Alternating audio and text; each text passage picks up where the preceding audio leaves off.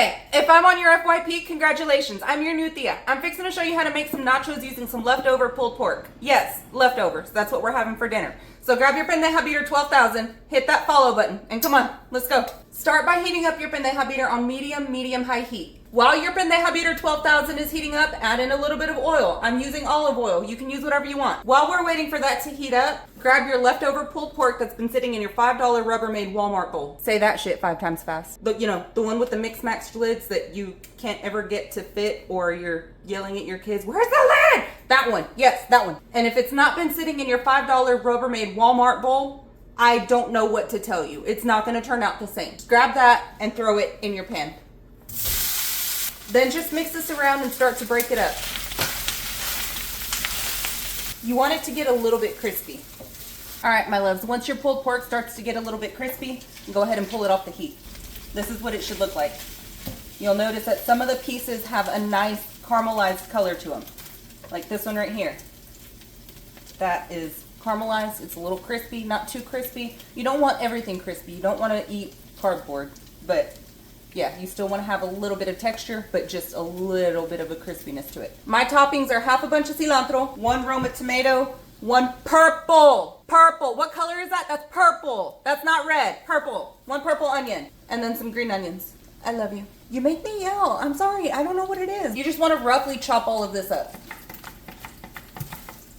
Here's a clip of me chopping all of the vegetables and using this as my voice over for some unnecessary reason.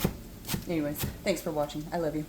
Thea tip, if you find that you're only using half of an onion for a recipe and you want to save the rest for later, put that in a bag and take all the air out. If you put it in Tupperware, it'll still get kind of where the layers separate. You don't want any air touching that. Then just roll it up and stick this in your fridge. Once your meat's done, add some chips to your baking sheet. You want crumbs and all. Then just evenly spread these out. After you finish that, you want to go ahead and preheat your oven to broil. Add 8 ounces of Colby Jack cheese to the top of this, and you want to spread it out evenly. Next, you want to go in with 2 cups or 8 ounces of Sharp Cheddar cheese. Now just add your pork to this. Oh, but Thea, you're using your hand. That's gross. Sometimes, my love, it's just easier using your hand for some things. Hey.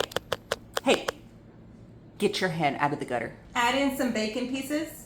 This is a 4-ounce bag. Now you can put this in the oven for about 3 to 5 minutes or until your cheese is melted. Now we wait.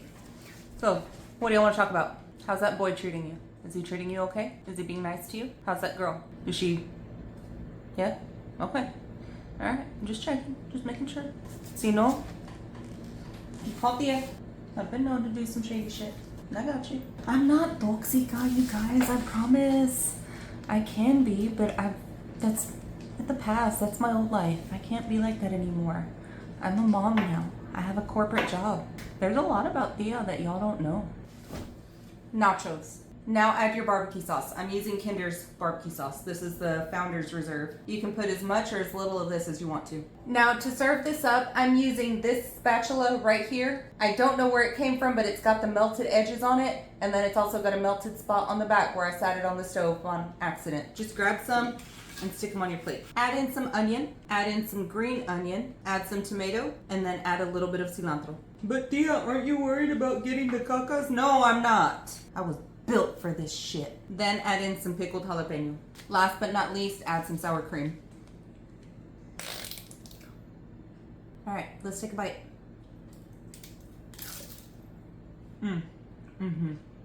That is so damn good. If you try it, let me know in the comments. I'm fixing to go eat.